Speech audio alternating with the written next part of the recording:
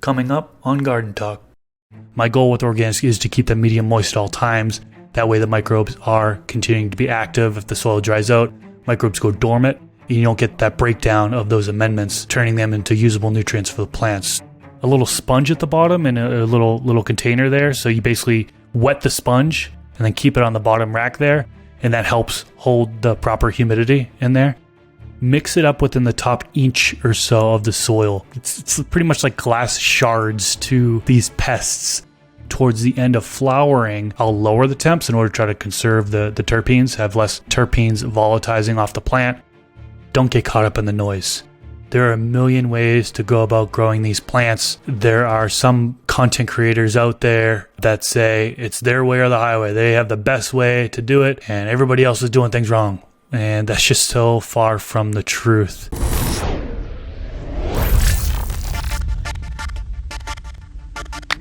What's up, everybody? If you that don't know me, my name is Chris, aka Mr. Grow It, and you're tuned into the Garden Talk podcast. This is episode 100. In this episode, I'm joined with Dakota from Homegrow TV, but I'm not interviewing him this episode. He's actually interviewing me for this episode. This is something that's actually been requested by a large handful of you over the past 2 years, and I figured episode 100.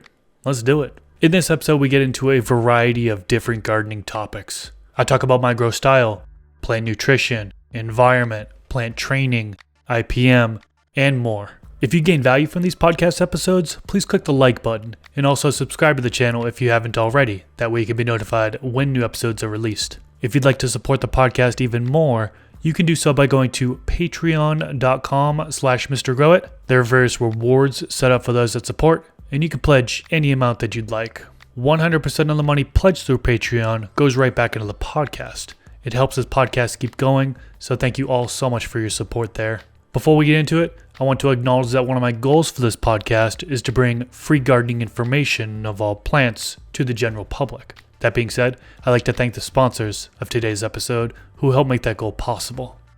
Thanks to AC Infinity for sponsoring this episode. They have two different series LED grow lights, the Ion Board and the Ion Grid. The Ion Board fixtures are board style and use Samsung LM301B diodes, while the Ion Grid series has an open center design and uses Samsung LM301H diodes. I'll have a link in the description section below so you can learn more about these grow lights, and the discount code MrGrowIt15 works on both Amazon and their website, acinfinity.com. And we are back. I invited my friend Dakota here from Homegrow TV. Today, I'm the one getting interviewed. How you doing today? What is up, brother? Dude, what an honor to be here. This is the 100th episode of Garden Talk with Mr. Grow It, am I right? Oh yeah, 100th episode, man. I want to just say I appreciate your willingness to do this, to come on and interview me for a change. If you aren't familiar with Dakota's work, I definitely recommend you check him out. Just amazing cinematography, one of the best, if not the best, on YouTube. A lot of people love your work, including myself. I'll definitely have a link to his channel down in the description section below. But yeah, I'll hand this off to you, man. You fire off some questions at me. Dude, this is sick, man. And I mean, it's about time because it's been 100 episodes. Now we got you behind, in the interview seat, and we got some questions lined up for you, brother, to go through and kind of figure out who is Mr. Grow It, who's Chris, your history, what got you to the point where you are here today. But before we get into those questions, bro, I kind of wanted to ask you, what was the purpose or what brought this episode up for the 100th episode, me interviewing you on your channel? Why are we here? Well, it was actually viewer requested. So over, the past couple years since I've been doing this podcast, there's been a large handful of people that are like, hey, how about you get interviewed for an episode? And, I thought about it, I agreed to do it. It just, I wasn't sure when I wanted to do it. And I figured, hey, 100th episode, I think that's a perfect timing to do it. And then as far as bringing you on, there was a few people who I had in mind for actually being the one to interview me. I thought about interviewing myself, but I'm like, that's going to be bland. Let me bring somebody else on to ask me questions. And, we did an episode together. I forget what episode that was, but look back. You'll see the episode with him. And then we also did a live stream on your channel. And both of those, I feel like just flowed so well. I mean, we have real good chemistry. And I think you would be one of the best, if not the best person to ask the questions, follow-up questions, all that stuff to kind of get the most out of me. Dude, much love and thank you for that. And if I could throw it back, if there's anyone I could sit down and interview, especially on their channel, it's most certainly Mr. Grow It. Chris, like, you've made such an impact on all of us here listening to the podcast that we're now listening to right now. So I say we jump right into it, brother, because we got a lot to talk about. And this is the moment where we actually get to know Chris, the man behind the Mr. Grow It channel and obviously the Garden Talk podcast. So the first question, brother, tell us a little bit about how you got into gardening. A little bit about me and how I got into gardening. I was born and raised outside of Boston, Massachusetts. So a little town about 15 minutes north of Boston called Billerica, Massachusetts. And my first memory of gardening was actually with my grandparents. So super young. I remember being out in the garden and picking carrots, baby carrots with them. And, washing them off and eating them and them tasting so good. And, rest in peace, neither one of my grandparents on that side of the family are with us anymore. But that's a memory that I'm going to have forever. It's not only carrots, but they had lettuce, some peppers, tomatoes. So it was like a full-blown garden. So that was my first memory ever of me gardening, And then when I was about 14 or 15, that's when, I was consuming at the time. I started consuming when I was 12. And then 14 or 15 years old is when I really started researching on how to grow. I didn't attempt it yet, but I was on the forums researching, trying to figure out how to do it because I was tired of spending money on it. It's like, grow my own, you know what I mean? So I started researching it. And then it wasn't until I was like 15 or 16 when I started my first grow. And me and my buddies, we went out deep into the woods and there was a stream and there was like moist soil next to the stream and sun was on that spot. And I'm like, it's got to be a good spot, this sun, it's moist, let's plant the seeds. So full Gorilla Grow style, like Jorge Cervantes would be proud, huh? Yeah, so we planted that, came back months later, and there's like tall, spindly plants, like no buds on them, whatever. We had no idea what we were doing. It was so laughable looking back. It's like, and then we just abandoned it from there. It was so funny. But really, in 2007 to 2009, that's when my friends started growing. I was watching them grow. They had indoor grows, outdoor grows, and I remember seeing the Fox Farm nutrients bottles for the first time. And these are cool logos. What are these? These are nutrients? Oh, how often do you feed? Just picking my friend's brain on how to grow the plants. And then I started my first grow in 2010. I remember I grew, it was like Skunk Number 1, NY City Diesel, Strawberry Cough, and I think Northern Lights, if I remember correctly. And that's how I first got started. Unreal, bro. And just touching on like what you just said there, out of those like lineup classic strains, which are so classic now, what was one of those first ones that stood out to you, like from the Northern Lights, the Strawberry Cough, and those? Was there one like of that first gardener, young Chris, his first garden? Was there one that stood out to you right off the bat? It had to be the Skunk Number 1, just because the smell was it was so skunky, right? I mean, that it's in its name. It was just super powerful smell and flavor as well. Yes, yeah, no doubt. And everything that he used to cross with it in the future, that strain, I get where you're coming from on that one, dude. So that's where you started, obviously, like Gorilla Grow style. Not many of us got our start with like Gorilla Growing and then eventually like getting our own setup into that. But like from then till now, like what kind of like style are you working with now with your grow? Well, back then when I kind of first started growing, I was using the Fox Farm Ocean Forest Soil, the Fox Farm Trio of Nutrients, and HID lighting, which is what my friends were using, right? So might as well, get mentored by them, do what they were doing because they were doing it successfully. I remember with the HID lighting back then, man, it was like I had the cool tubes, wing reflectors came after that, and then the air-cooled hood, which I'm probably speaking another language for a lot of the newer growers out there. Like, what the heck is that? Basically, the cool tube was like a tube, and you had like there's like 6-inch reflectors, I think, on each side or something like that. And then the wing reflectors, this big wing, and then the air-cooled were game changers because you had the ducting connecting, it was just pulling the heat out of there. That's really what I started with. And I switched over to LEDs in 2015. My first LED, I don't think I'll ever forget it, is the Platinum LED P9 XML2. Really, really good light for back then. It's so funny. They're still selling that light today. I looked online recently. I'm like, what the heck? So like not the best company, selling older technology.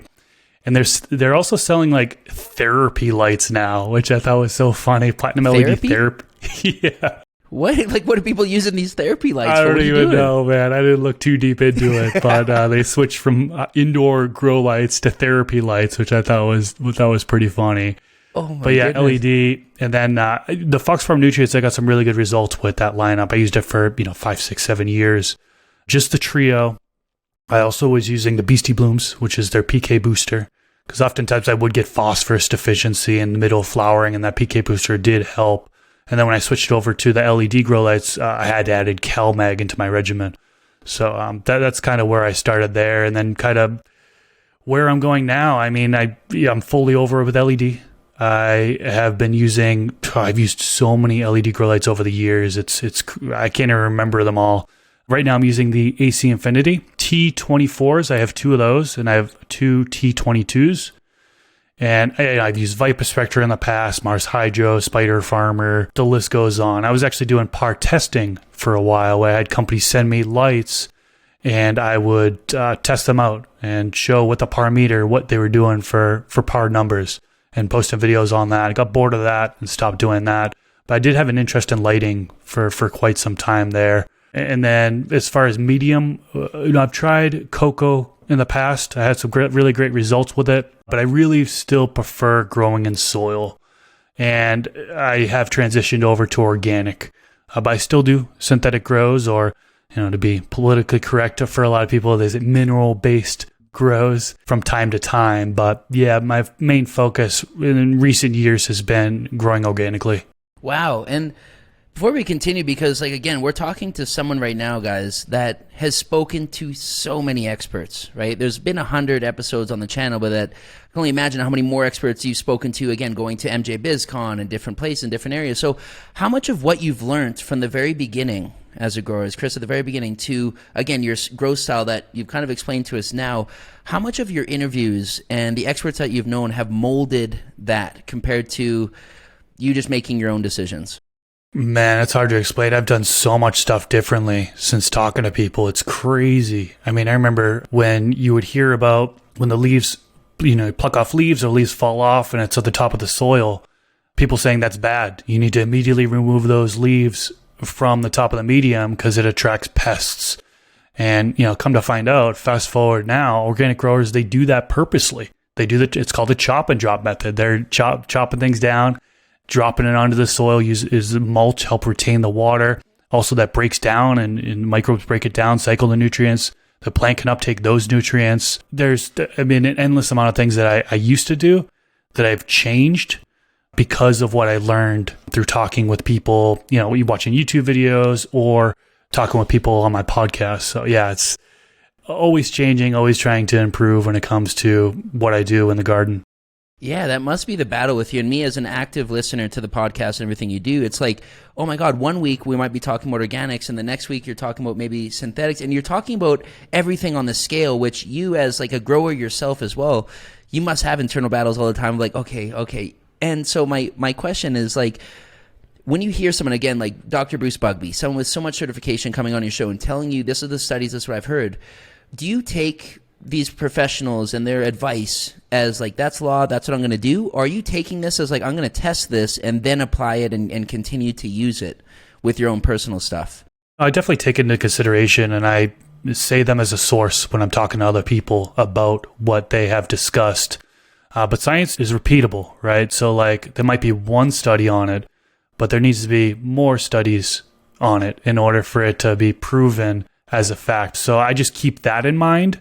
Because I know, for example, there's a study on flushing out there, and people are, there's this one study, and people are saying, okay, this is it, this is fact, yet there's only been one study. There needs to be multiple studies on it, doing with the same result, repeatable, in order for it to really say that this works or this doesn't work.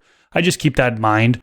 But yeah, Dr. Bruce Bugbee, he's incredible. A lot of things that he says, he's done studies on, Utah State University, a big shout out to them. I'm actually attending Utah State University. It's my second year. I am a part of his cultivation certificate that he has going on. I got it last year, and then I'm taking it again this year. But so much good information on there. You can only learn so much on YouTube, but actual formal schooling, you can learn so much more, especially when it comes down to the nitty-gritty science of things. So that's something I really enjoy. It's not for everybody, but certainly I enjoy it. Dude, good for you. And especially like looking up and watching different channels on YouTube or podcasts on whatever platform you listen to podcasts on, for listening to the people that, like, in this case, you, Mr. Grow It, Chris, for him to be putting in the work and going and like getting these certificates to better your knowledge, to better handle the interviews that you're doing, pull in different experts. Again, that's why I've been a subscriber for a long time, bro. And it's really cool to hear this from this side of the desk, like actually getting to ask you. Flipping it a little bit, because you've spoken to so many experts, you've obviously been implementing so many different things in testing, but you probably still have your own preferences when it comes to Autoflowers or Photoperiod. So which one do you prefer and why? Photoperiod. So I've grown, I started growing autos in like 2015, and I've grown about probably 24 or so, maybe a little bit more Autoflowers since then. And I really do prefer Photoperiod for a few different reasons. Number one, more control. I can veg the plants for as long as I want, flip to flower when it's the size I want or the shape I want. And I can delay flowering if I come across any problems, right? Like a deficiency, or maybe I have a pest infestation that I want to deal with first before flipping over to flower. So I love the control off of Photoperiods. And then also my lights being on less.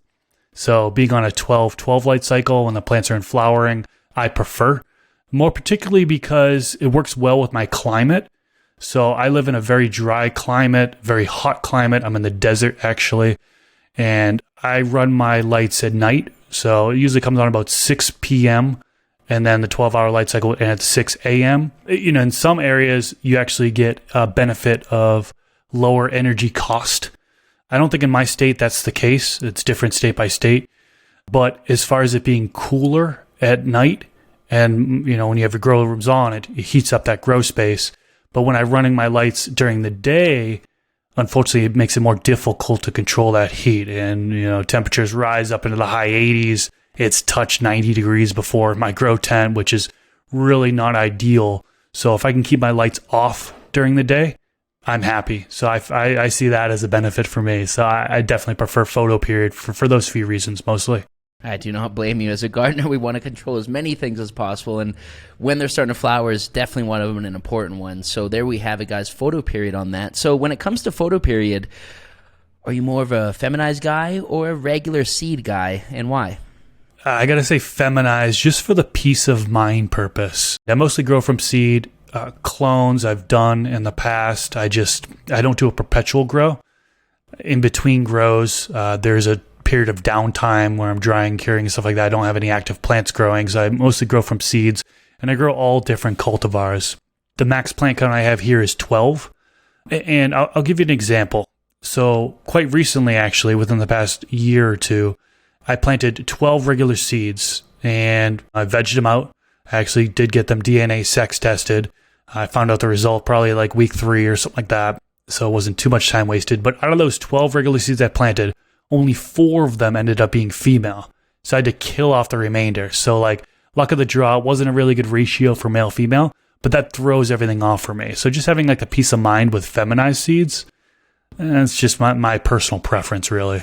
Got you. Especially, I guess, like if you're planning to fill up a 4x4, 4x8, or whatever it is for your plant limit, and especially talking plant limit, some of these are going to be males. So, if you're not looking to get into breeding, I totally get where you're coming from there, and have similar experience.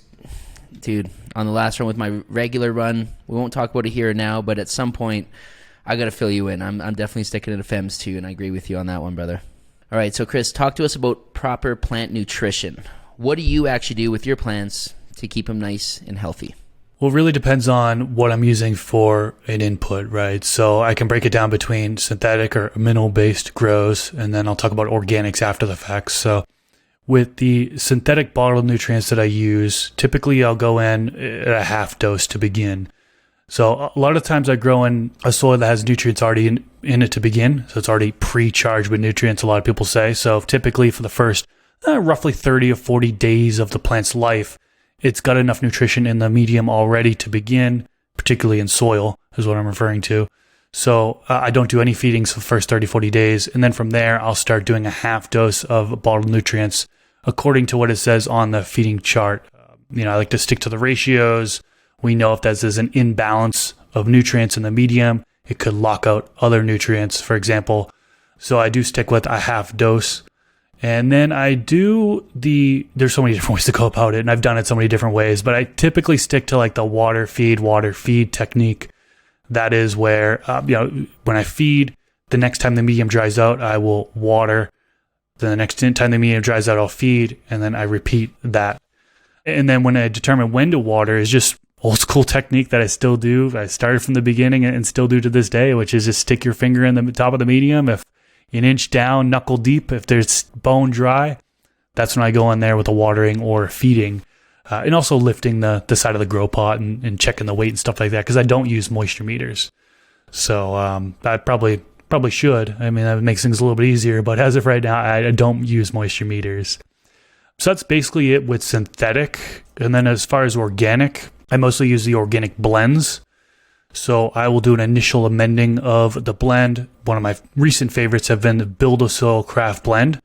So before I even plant into the medium, I will amend in the Build a Soil Craft blend, 1 cup per plant.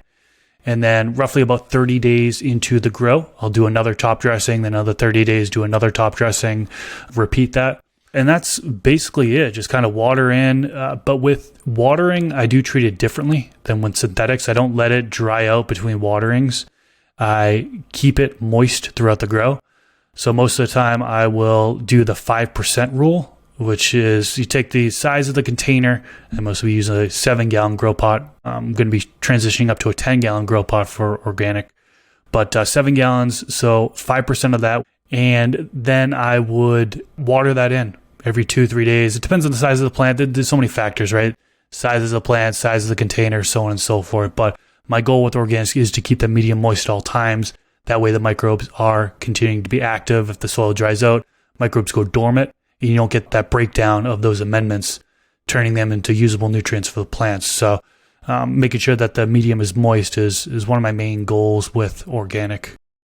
Well said. And that's definitely for those of us listening right now, that's definitely worthy of note-taking right there. And especially for some of us getting into our first few grows, that note alone is something for me that took a little bit to understand the benefits and the disadvantages to not keeping it moist. So yeah, well said on that one, Chris. So talking about the environment, what kind of conditions are you aiming for in your environment when it comes to the humidity, heat, and all that? Well, first off, when I first started growing indoors, I didn't realize how much of a pain it was going to be to balance the environment. Oh my God, what a nightmare. Easier said than done for sure. But yeah, I'll break it down one by one. So temperature, we'll start with that. Typically what I aim for is 82 degrees Fahrenheit at the highest. I've grown, years in the past, 85, 87, as high as 87 degrees Fahrenheit in the past. Some cultivars can take it no problem. Others clearly struggle off of that. I found 82 degrees Fahrenheit to be ideal for most cultivars. So I've been sticking with that. And then towards the end of flowering, particularly weeks, 6, 7 and beyond, depending on how many weeks that cultivar is, I'll lower the temps in order to try to conserve the terpenes, have less terpenes volatilizing off the plant. Trick that I got from Dr. Bruce Balgoo, talking about him a little bit earlier. He mentioned that one. That's something I take away from him.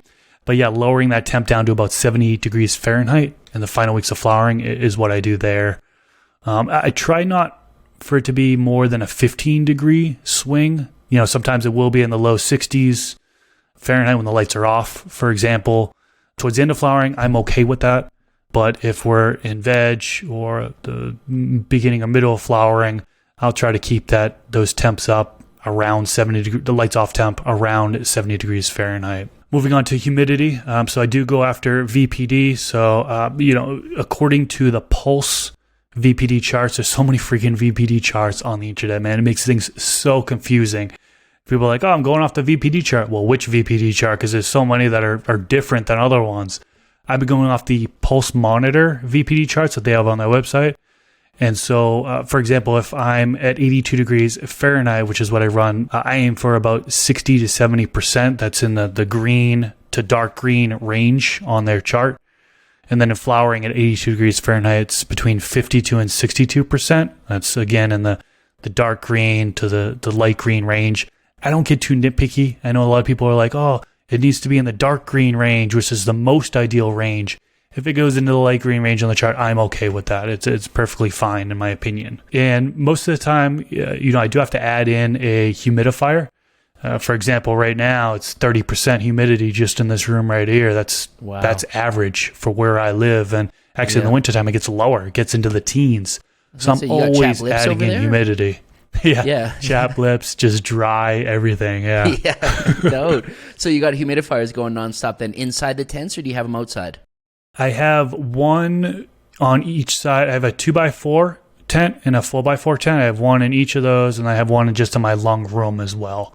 And that helps, right? To make sure that the air coming into the grow tent is of the proper RH. So that's been helpful for me. And then as far as CO2, I don't want to skip over that. I've tried so much in the past for CO2, particularly the canisters, TMB natural canisters. I've tried the mushroom bags in the past. Both of those did pretty good jobs at raising the CO2. I have a CO2 monitor, so I'm actually able to see whether or not it's working. And it's so up and down, it's never consistent. But it does raise it, whether it be 600, 700, 800. I've been up to 1200 ppm of CO2 using those methods. But even not using those methods, just me exhaling the air. I grow in the same house that I live in. I live here. My girlfriend lives here. I have 3 cats that live here. We exhale CO2. And the air coming into my grow space is coming from my house. And looking at my CO2 monitor and seeing it at 800 ppm, not doing any supplementation, I'm okay with that. And I'm a small home grower. I'm just growing for myself. I'm not trying to maximize yield at all. I just want to get a harvest. Just want to get sufficient harvest off of each plant. So that's been okay for me. So I no longer do the supplementation CO2, but I've done a lot in the past. So it's been fun. And then air circulation, I guess that's a part of the environment too, right? I have, the oscillating fans. I have a couple of those on 24/7. And I have them. They're positioned above the canopy and below the canopy or through the canopy. Make sure that air is getting through the canopy sufficiently. And I haven't had any issues with powdery mildew on that. So, do you have a certain brand of clip fans or fans? Like, do you use big fans inside the tent, or using small clip fans, or like, what's your recommendation there? Because that's a whole other thing. Me as a grower as well.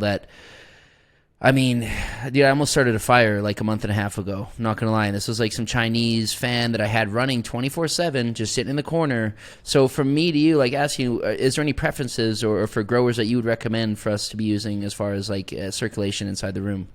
I've really been liking those AC Infinity oscillating fans, the one that clip on the side of the grow tent. I've really gone 100% to that. In the past, though, they can be pretty pricey.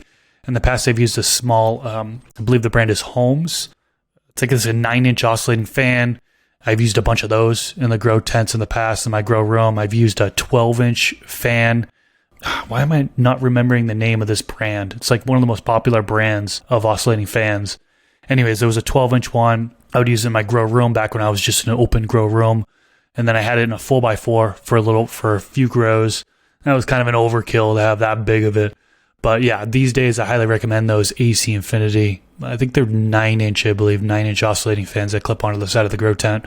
And it wasn't until I seen the fire that I almost started that I hopped on and started looking at the solutions, and I seen they were one of the only ones that aren't using like little computer fans or like the little desk fans and then just remodeling them to grow fans, but they actually designed something for it.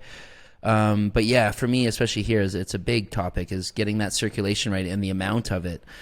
And so that other company that you're mentioning, that wasn't a grow company, right? Holmes? No, Holmes is... okay. They make all sorts of things. I think they also make like air purification systems and stuff like that. So another good solution to check out for those of us looking for good circulation on the inside. So what about training the plants, bro? Again, you've spoken to so many people with different techniques. What do you do when it comes to training your plants?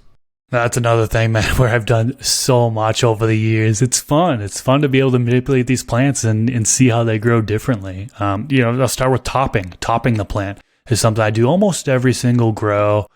Is I'll top the plant, and I used to let the plant grow up to the 5th node, top down to the 3rd node, then keep those lower branches to grow up and widen out. I've topped at the 4th node and kept the lower branches to grow up. Topped to the 5th node, kept the lower branches to grow up. These days, it really depends on growth. I'll have some squattier plants where I'll just maybe do one top on other plants that have longer internodes and grow more stretchier. Maybe I'll top multiple times. So it really all depends on growth, but most of the time I'm topping at the 4th or 5th node, letting those side branches grow out, adding in some low stress training, doing that on top of it. And then sometimes I'll do additional tops on those branches that came out. And, I've topped again and so on and so forth. I have a whole bunch of branches, but I typically like to have about 8, sometimes 16 main branches coming up is typically what I aim for. And then doing low stress training on top of it, low stress training with every single plant. And I just kind of keep it somewhat simple. I have those garden clips, those green garden clips, clip onto the side of the grow pot, use the garden ties, kind of look like the bread ties. And there's like two. Yep, those ones right there. Yep, yeah, so you just snap it off however long you want it. You just like a little wire, boom, bread ties, totally. Yeah, you nailed it on that. So you use these as well for training down? Yep, so pulling the branches down, using that to secure them down to the side of the grow pot. If I'm in a fabric pot, I use a safety pin to pierce the side of the grow pot, but still using those garden ties in order to pull the branches down. So just basic low stress training techniques there. And then super cropping is the other training thing that I do once in a while. I'll mostly do super cropping when the branch is more in the center of the plant and I can't really bend it down with low stress training. So I'll just super crop those ones. Sometimes like when I'm in a scrog net, for example, and I have some branches growing up taller than others, I'll super crop then as well. Those are really only the 2 times that I actually utilize super cropping. Got you. And as far as like when it comes to lollipopping and defoliation, like what's your process or your strategy there? So for lollipopping, I'll typically try to do it, push it off until like the first few weeks in flowering. Sometimes if there's a lack of airflow, I'll do it in veg, but it's usually either week 1 or week 2 in flowering, mostly sometimes week 3 of flowering.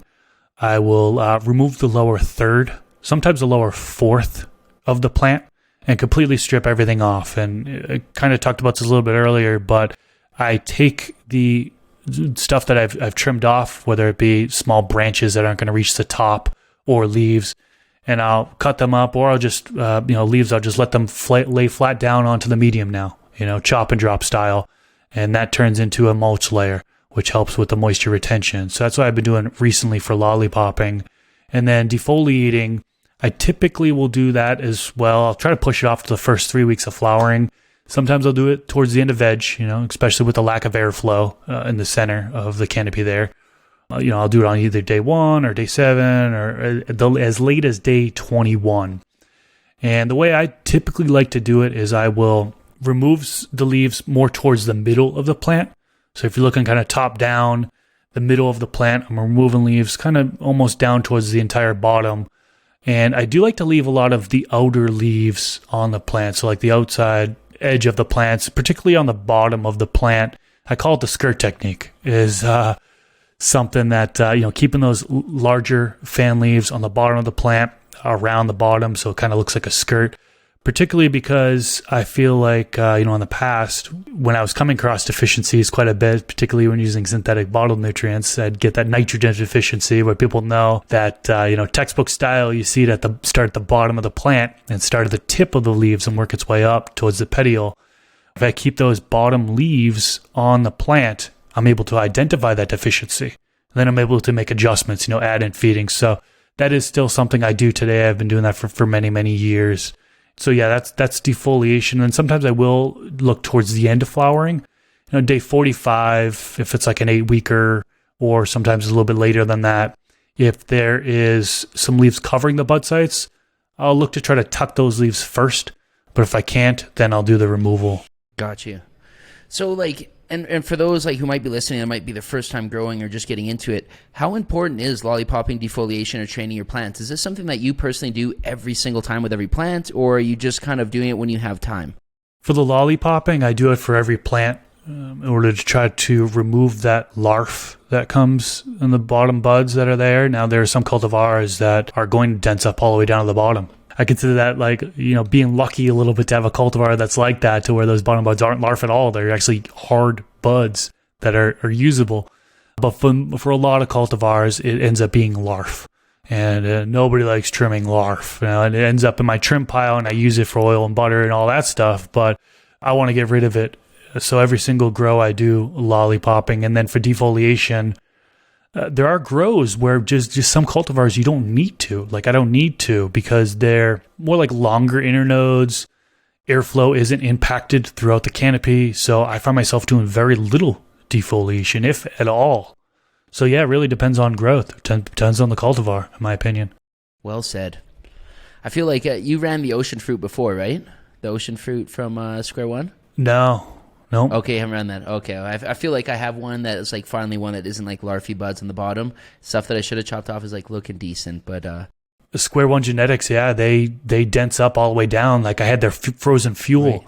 And also their Brisker OG denses up all the way down the bottom. Yeah, there just has some cultivars, some. And I think this ocean fruit has Brisker OG in it, so that might be what I'm seeing. But like towards the bottom of the plants, and I did a lollipop, but it was like the bottom quarter instead of like a whole third, like you said. And yeah, I'm glad I kept some of those, man. Like they're even photo worthy, some of these, which I got the photo shoot in the next few days on that one. Incredible genetics. Totally.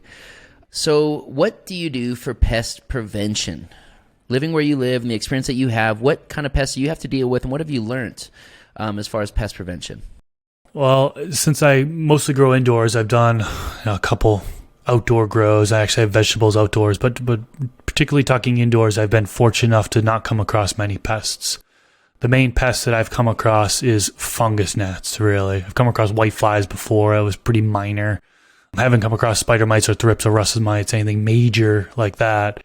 Aphids I've had outside, but as far as indoors, fungus gnats is used as the number one thing I'm battling. So a couple things I do to prevent pests. Diatomaceous earth. I've been using that past couple years, actually, last year, 2 years. And the way I use it is similar to the way a lot of people use it, is they'll mix it up within the top inch or so of the soil. Because it said that diatomaceous earth, it's pretty much like glass shards to these pests. And particularly when the larva is hatching and they're trying to get up above the soil, they're getting hurt, off it, and they're dying off. So I use yellow stickies. So not really a pest preventative, but more to identify the pests there.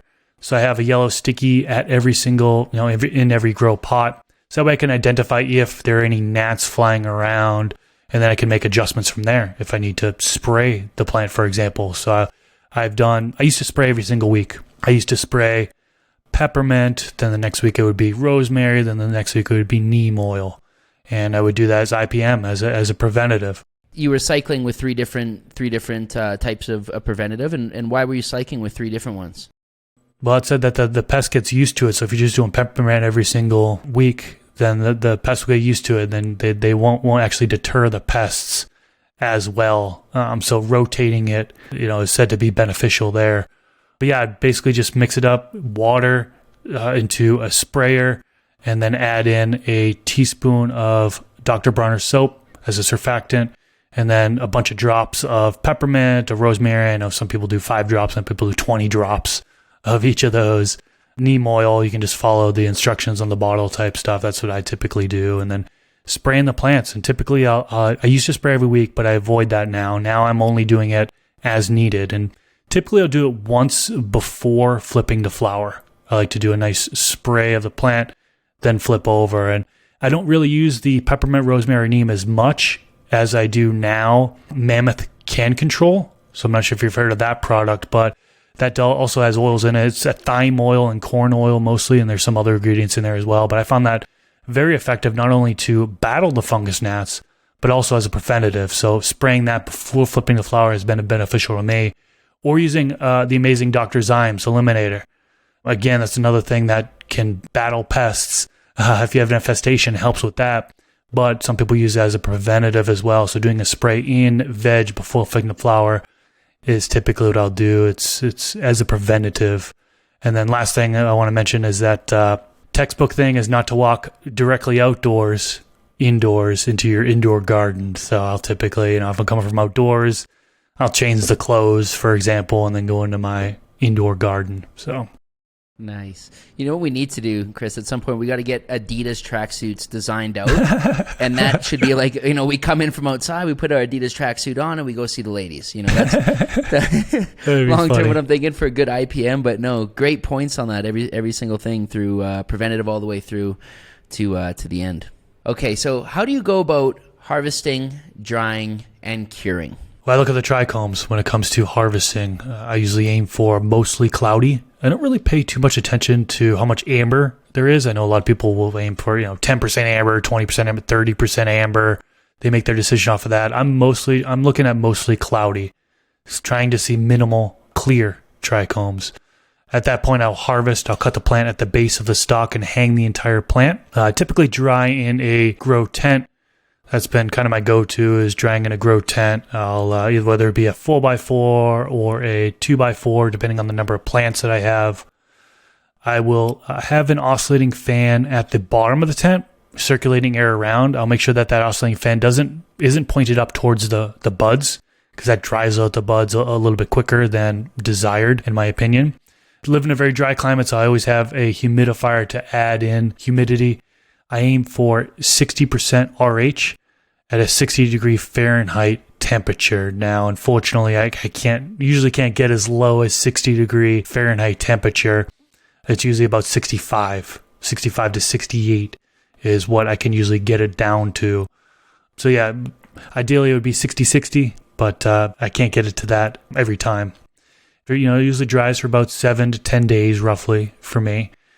And then for curing, I have been curing for many, many years in glass mason jars. So, typical 1 ounce of bud in a 32-ounce jar, wide mouth mason jar.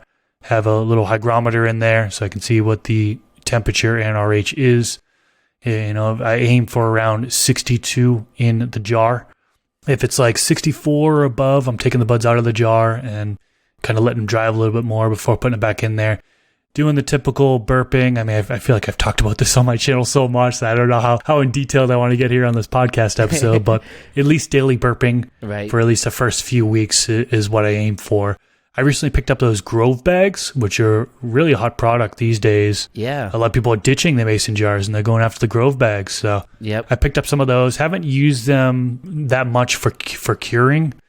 And I'm super excited now is I actually picked up one of those Canitrols. So I don't know if you heard about what those ones are. No, what's that? Oh man, dude, it's like, I'm so excited about this. I saw them at MJ BizCon. Yep. And basically what it is it's about the size of a mini fridge. Okay. But it controls both temperature and humidity. What? And it's for drying, curing, and storage.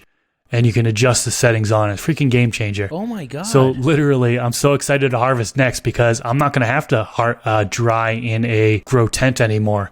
I'm going to put it in my Canitrol, which holds up to 2.2 pounds, and which is more than enough for me, and put it in there, set it, boop, boop, boop, to what I want for a drying temperature and drying RH. Actually, it goes by dew point. It shows the humidity there.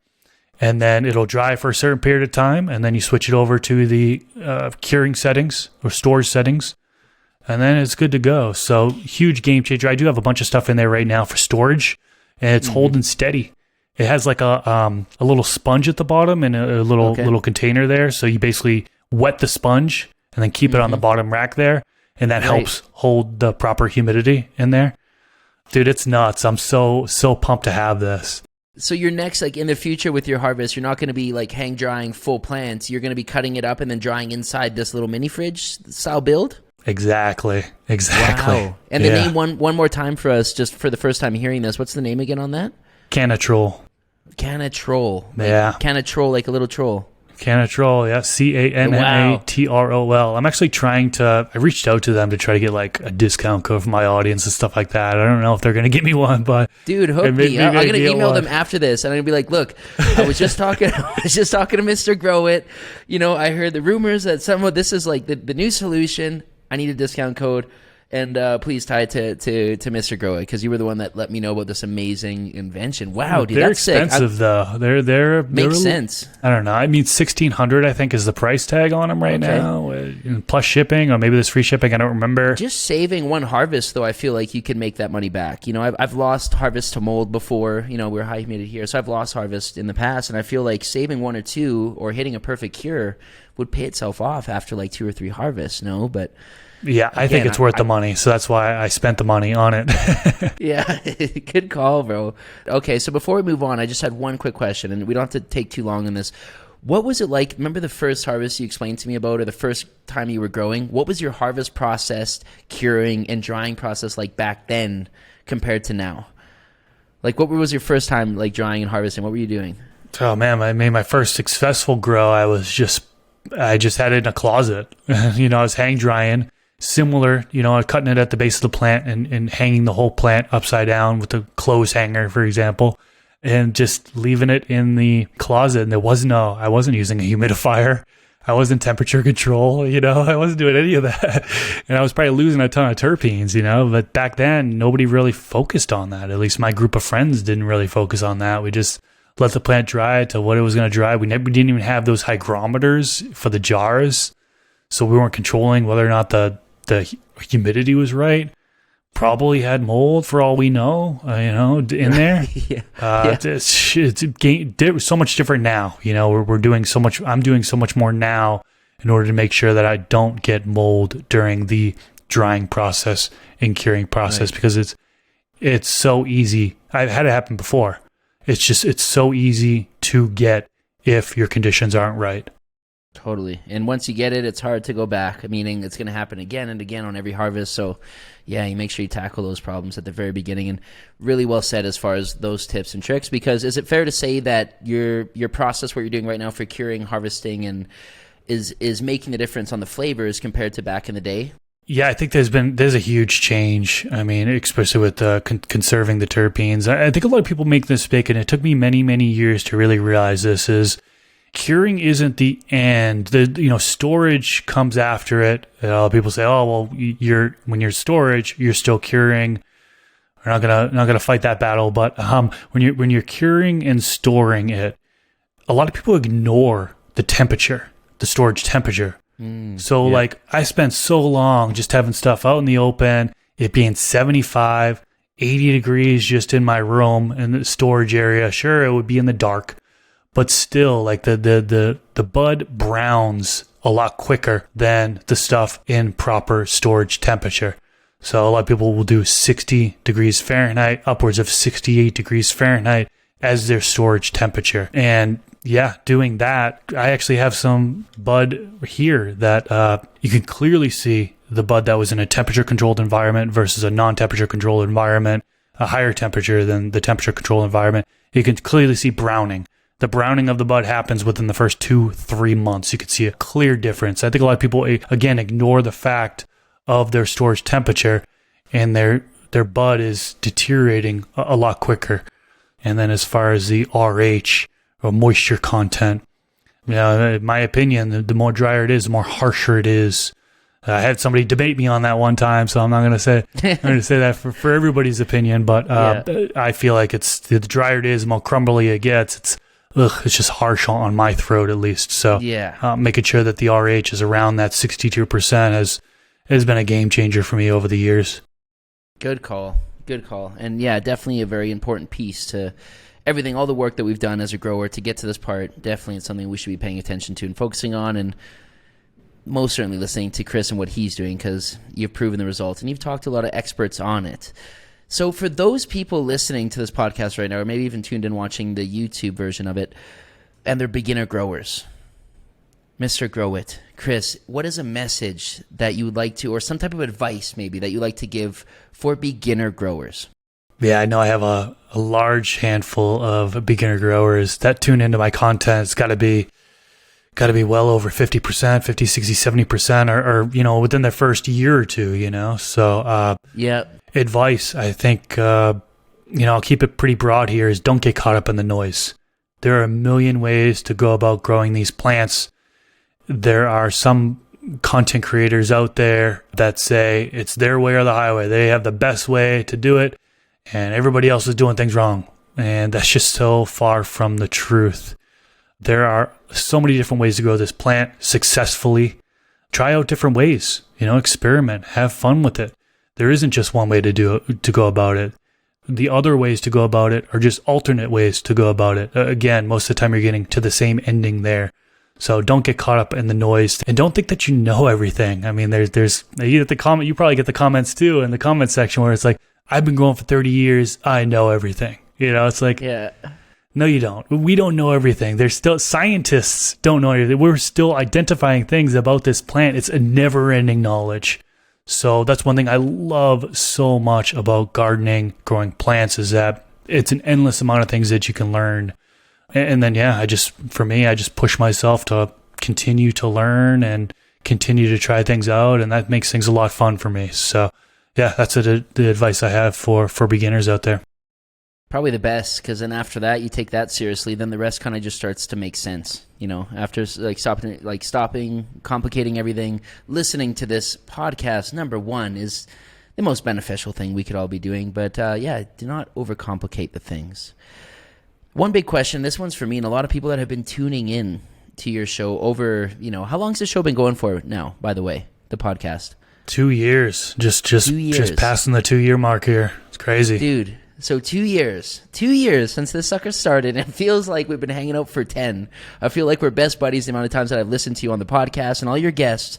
But for all of us viewers, listeners, what does the future look like for this Garden Talk podcast?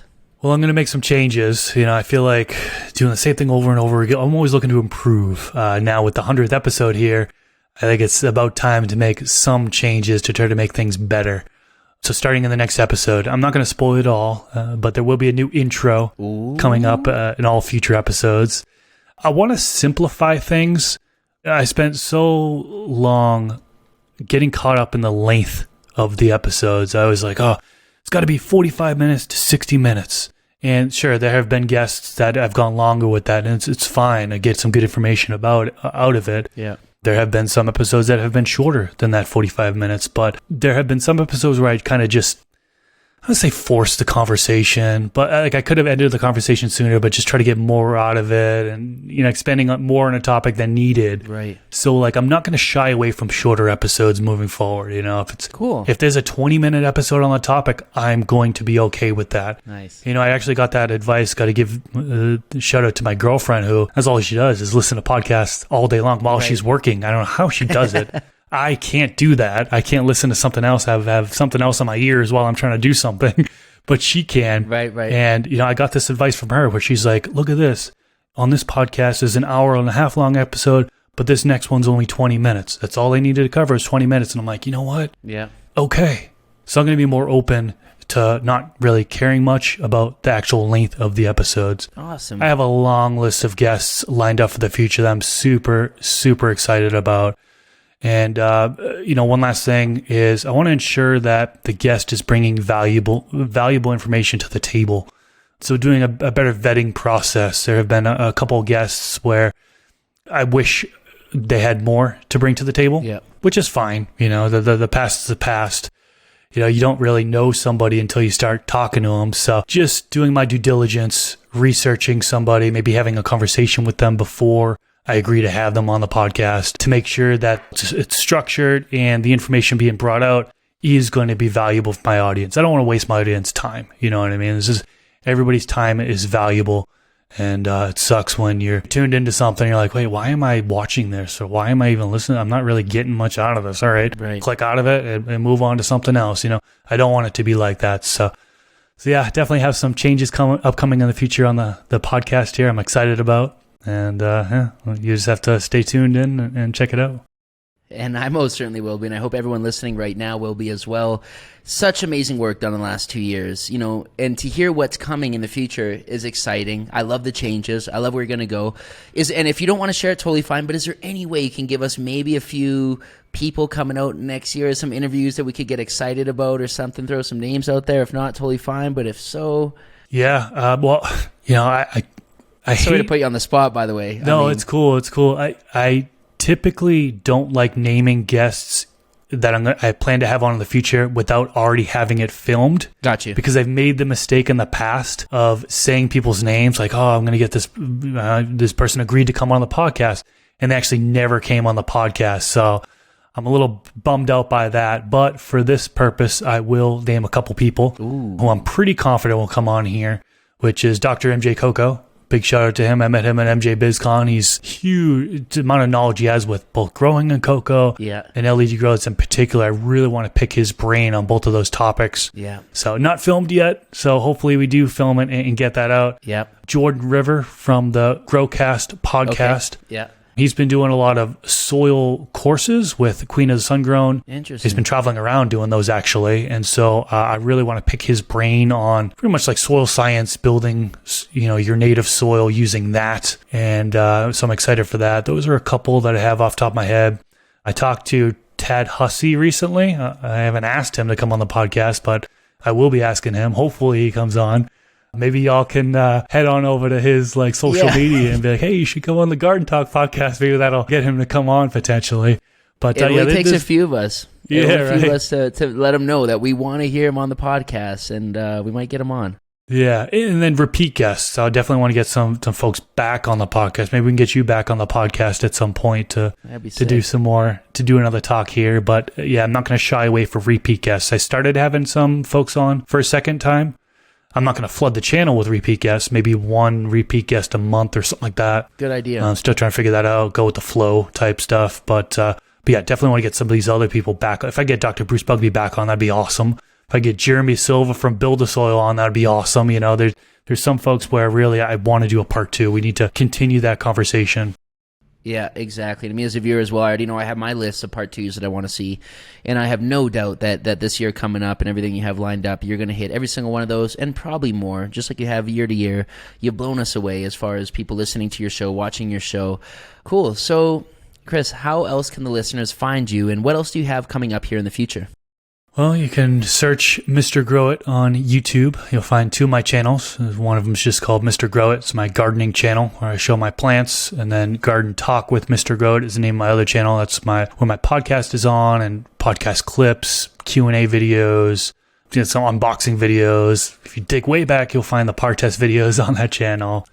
From the Stash Podcast on YouTube and all podcast platforms, at Mr.Growit on Instagram.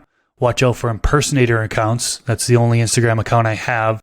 All other are fake. I think there's like 5 or 6 fake accounts, which Instagram is just horrible when it comes to impersonator accounts. So be careful there. I don't sell anything through Instagram, so keep that in mind.